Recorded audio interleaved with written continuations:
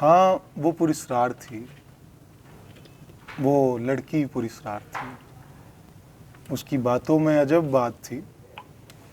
मैं आसान सी नज़्म समझा जिसे वो रियाजी की मुश्किल मसावात थी।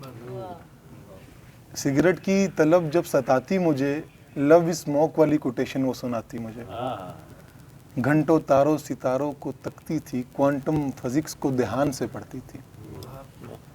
10 बजे ही मुझ पर नींद छाती थी, ठीक 11:11 पर उसकी कॉल आती थी। इन हिंसों के चक्कर से अनजान था, 11:11 के फलसफे से हैरान था।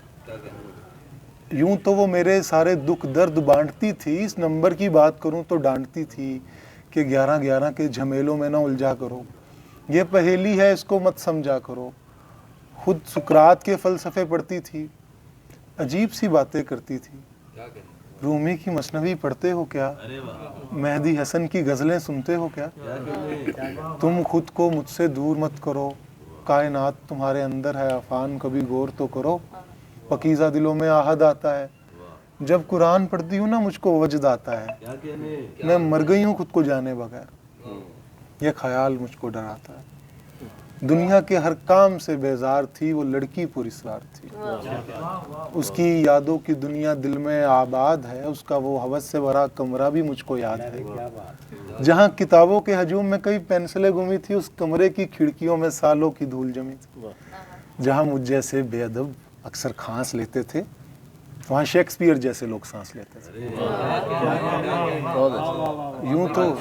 यूं तो मैं उसको अपनी हर एक बात से मायूस करता था, पर उस कमरे में कुछ अलग था, मैं महसूस करता था। कहीं ढोल की दमदम, कहीं पायल की छन छन, कहीं कलंदर की धमाल, कहीं नौबत पर हाल, कहीं खुसरो का सुर ताल, कहीं शम्स का जलाल, कहीं डिवेंची का ख्याल, कहीं पिकासो की पेंटिंग, उस पर मकड़ी का जाल, कहीं गालिब की गज़लें, कहीं कीट्स की नज़में। और सामने दीवार पर एक पचीदा सा फैसला लिखा था, जिसके नीचे 369 और निकोला टेस्ला लिखा था। वो लड़की नहीं थी, कलाकार थी, दुनिया के खेल तमाशों से बेजार थी। वो लड़की पुरस्कार थी।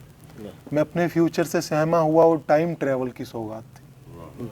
मैं कुल हूँ अल्लाह के कुल में अटका रहा, उस पर तारी वो मुकम्मल आयात थी। मैं अच्छा भला सा लड़का बीमार लगता था, वो कैंसर पेशेंट थी, आबाद थी।